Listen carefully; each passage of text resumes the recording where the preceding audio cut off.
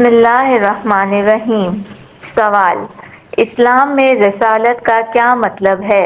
جواب: رسالت سے مراد نبوت ہے، جو اللہ کی طرف سے انسانیت کی رہنمائی کے لیے بھیجے گئے رسولوں پر ایمان ہے۔ سوال: قرآن مجید میں کتنے انبیاء کا ذکر ہے؟ جواب: قرآن میں 25 انبیاء کے ناموں کا ذکر ہے، لیکن یہ خیال کیا جاتا ہے کہ پوری تاریخ میں اور بھی بہت سے انبیاء بھیجے گئے۔ سوال: اسلام میں آخری نبی کس کو مانا جاتا ہے؟ جواب: حضرت محمد صلی اللہ علیہ وسلم کو اسلام میں آخری نبی سمجھا جاتا ہے۔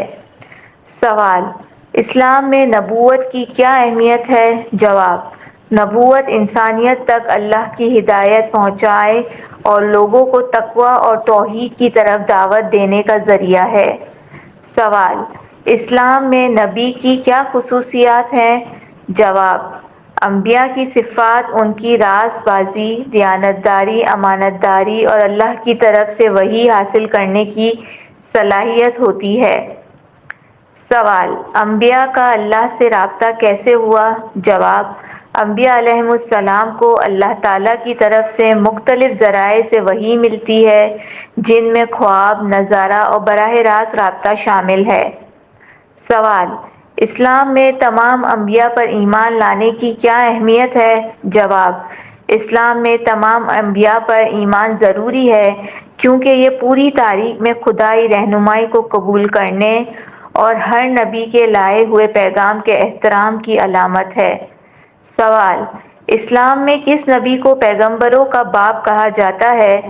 جواب: حضرت ابراہیم کو اسلام میں اکثر انبیاء کا باپ کہا جاتا ہے، کیونکہ ان کی عزت کی حیثیت اور اس کی حقیقت کی وجہ سے کہ ان کے سلسلہ نسب سے بہت سے انبیاء کا نزول ہوا۔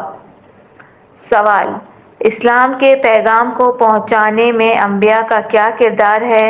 جواب: انبیاء کو اللہ کا پیغام پہنچانے، لوگوں کو نیکی کی طرف رہنمائی کرنے اور انسانیت کے لیے نمونہ عمل کے طور پر کام سونپا جاتا ہے۔ سوال: مسلمان اپنی روزمرہ زندگی میں انبیاء کی یاد کیسے مناتے ہیں؟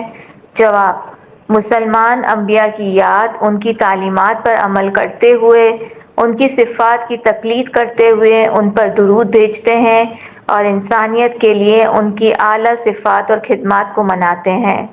Thanks for watching.